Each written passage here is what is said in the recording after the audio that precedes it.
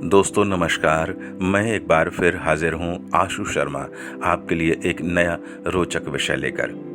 आज का विषय यह है कि लोग विषम परिस्थितियों में अपने आप को कैसे ढालें। दोस्तों आप जानते हैं मनुष्य परिस्थितियों का दास है। हम बचपन से ये सुनते आए हैं और सही बात है, समय से अधिक बलवान कुछ नहीं। हमें आज राजा बनाता है तो वहीं कल रंक भी बना देता है। आजकल के पहियों पर चलता हुआ समय कभी कभी हमें अप्रत्यक्ष रूप से परेशानी में भी डालता है और हम सभी प्रयासों के बावजूद भी अपने लक्ष्य तक नहीं पहुंच पाते। और कभी कभी तो बिल्ली के भाग्य से छींका फूट ही जाता है। जो बलवान होता है, जिसके आगे अपनी नहीं चलेगी, हम ये जानते हैं, तो उससे संघर्ष करने में कोई लाभ नहीं। वह जैसा कहता है हमें उसकी अधीनता मानकर वैसा ही करना चाहिए। आखिर उसने राम जैसे मर्यादा पुरुषोत्तम को वन वन भटकाया, जमीन पर सुलाया। यही नहीं, पत्नी को राक्षस के हाथ अपहरण करवा के उन्हें रुलाया। राम और सीता हमारे जैसे कोई साधारण मनुष्य नहीं थे। वे वनवास के दौरान जमीन पर सोए, वहीं लक्ष्मण धनुष पर बाण चढ़ाए उनकी रक्षा में सावधान बैठे हुए। पास में राम सीता को देखकर कहते हैं, ससुर सुरेश सखा रघुराऊ, पीता जनक जग विदित प्रभाऊ।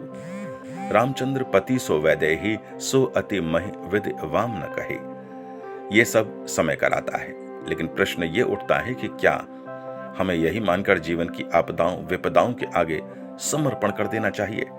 यदि हां, तो फिर पुरुषार्थ की जगह कहां है? मेरे विचार से ऐसा मनुष्य तो नियति के हाथ की कठपुतली है, जो जीवन के संघर्ष से विरत होकर जीवन यापन करे। इस प्रकार के लोग भाग्यवादी होते हैं, आलसी होते हैं, जिनकी कोई महत्वाकांक्षा नहीं होती। देव देव आलसी पुकारा। श्री रामचरितमानस में श्री रामचंद्र समुद्र से विनय करते हैं, लेकिन 3 दिन तक विनती नहीं मानने पर वे क्रुद्ध भी हो जाते हैं। इसका आशय ये भी है कि हमें अधिक देर तक चुप नहीं बैठना चाहिए। समय समय पर अपनी भूमिका अदा करनी चाहिए। हमें अपनी भूमिका एक पुरुष के रूप में बड़ी शिद्दत के साथ पूरी करनी चाहिए। अब जमाना बदल गया है, आत्मनिर्भरता आवश्यक हो गई है। रिश्ते नाते पहले जैसे नहीं रहे। कोरी भौतिकता ने उनके रस को सोख लिया है, इसलिए वे केवल नाम के रह गए हैं। ना तो हमारे पास समय है और ना ही हमारे संबंधियों के पास ही हम एक दूसरे से मिलें। ऐसे में आत्मबल पूरी तरह अनिवार्य है। आज हमें समय के साथ अपनी लड़ाई अकेले ही लड़नी है, इसलिए समय के अनुसार ही चलना सही है। कहते हैं, जब आपके साथ कोई नहीं तो आपको सावधानी पूर्वक चलना चाहिए। वैसे एक दृष्टि से अधिक बल का न होना बहुत अच्छा होता है। कबीरदास जी इसलिए भगवान से उतना ही मांगते हैं जितनी आवश्यकता है। ऐसे में हम सावधान तो रहते ही हैं और हमें अनावश्यक अभिमान भी नहीं होता। हम में से अधिकतर लोग अपने बल पर कम और दूसरों के बल पर अधिक बोलते हैं। जिनके पीछे कोई नहीं होता वे विनम्र होते हैं।